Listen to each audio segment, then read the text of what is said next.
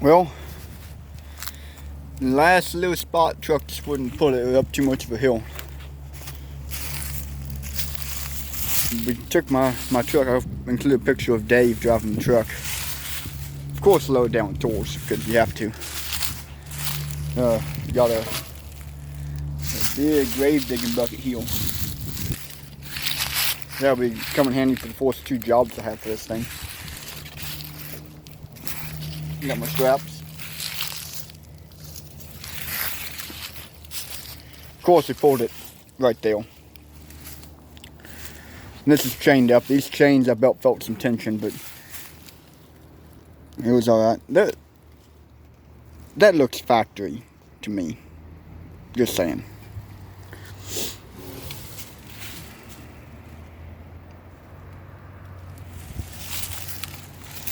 This one tile holds there and the front 2 do. The other side is completely dead.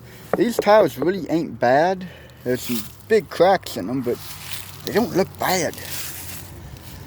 I'm tempted. I'm honestly tempted to just put tubes in them and run them. Although I'm gonna buy a new set of tiles. I'm gonna buy the tools to crimp hydraulic lines. I can get little hand style crimpers. They're like a big pair of bolt cutters to do hydraulic lines. I'm gonna buy those, bunch of hose, bunch of fittings. I mean, none of the valving is stuck. It all moves. I don't know what. I think this is the on-off selector valve to run the backhoe, and that is stuck at the moment. I'll have to unstickify that.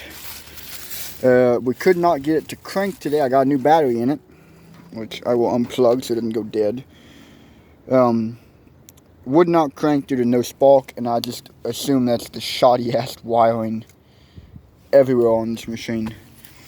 There is oil in all the reservoirs. This is kind of how I intend to run the loader on the front of my Ford tractor, my old 641, is I intend to run a hydraulic pump belt driven off the crank like this. So I don't have no big pump like that to put on it. Has weights on the front too, so I bet that backhoe is heavy. I'd have a nice bucket on the front of it. Not the greatest, but ain't nothing wrong with it. And I got a hook and chain right here. Hook and chain, what for lifting stuff. None of the cylinders are rusty, which is great. I do have the other weight for this rust in the back of my truck.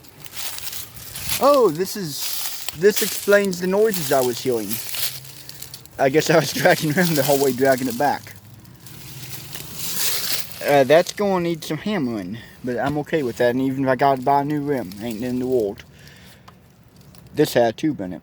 Dave was right. Yeah, we got to do that. I might keep those tiles. They ain't too bad. But at minimum, I'm buying all new gauges. Obviously getting it running. It needs a clutch. That's why it was parked. That's why I bought it as cheap as I did. As the clutch got stuck and they didn't want to fix it. But it'll get rewired, hydraulic hoses, clutch, tiles. Yeah. I bought me a backhoe. One thing I have not checked, and even if this thing turns out to be a complete basket case, I did test. I got the engine cranked over there, it would not start. It has compression on all 4 cylinders. So it just spark and fuel. I bet I'm going to have to build a carburetor. But even if this thing turns out to be a complete basket case and just is not worth fixing, it's a pin-on style backhoe that I could put on my other tractor. Okay? The loader frame and front loader will fit the tractor I already have. That front axle, the industrial front axle, will fit the tractor I already have. So, worst case scenario, I gave $600 for a lot of really good parts I can use on my other machine. That one's not stuck. That one's not stuck. That one's not stuck. That one's kind of stuck. And now it's not. Not stuck. Not stuck. If I remember correctly, these two are your outriggers.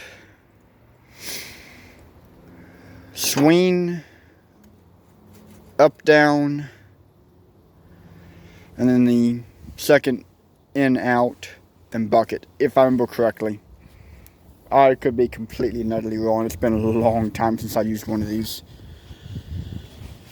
But this, I mean, even with the crappy seat that it has now, this just feels right. And I'm amazed with the pulling power of the old truck over there to drag this thing up out of the hole it was in. It did good. My tractor wouldn't pull it, my truck would. Well, both of them combined. Till we got down the road, and then I just drug it with the truck. Nosh. Breaking out the holes I dug, putting that backhoe out. By headlights. So I have backhoe over there. You can't see it because of the dark window.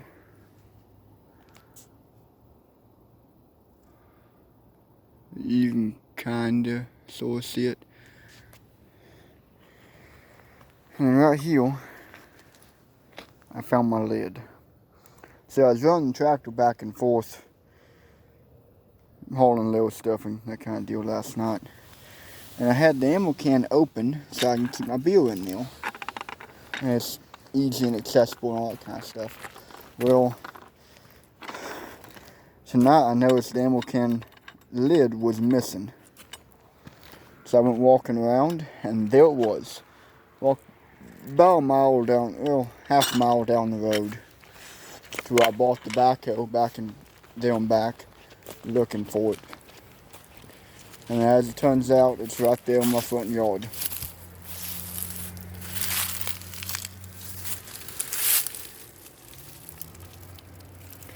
Doing some more inventory on this.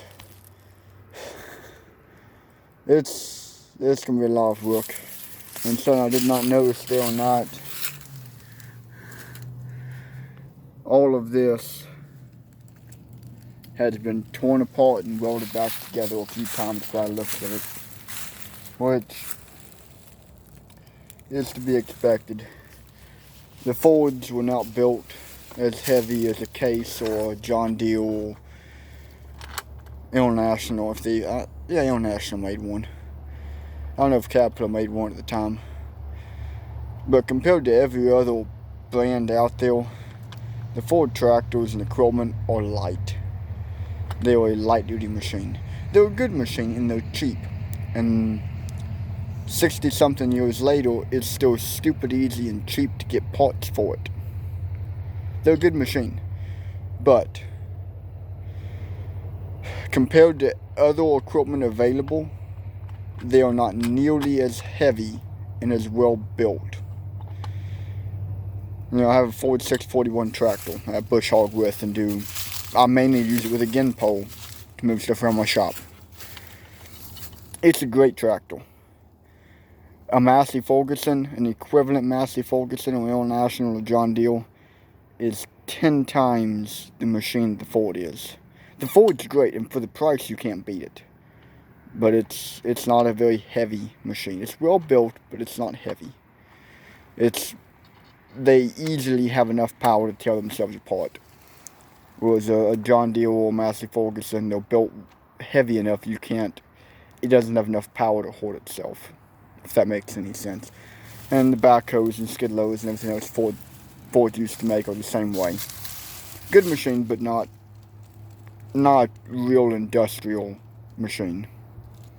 Great for the farmer or the guy like myself who uses it for light commercial work and stuff around my own property. Not great if you're going to be a contractor or grader.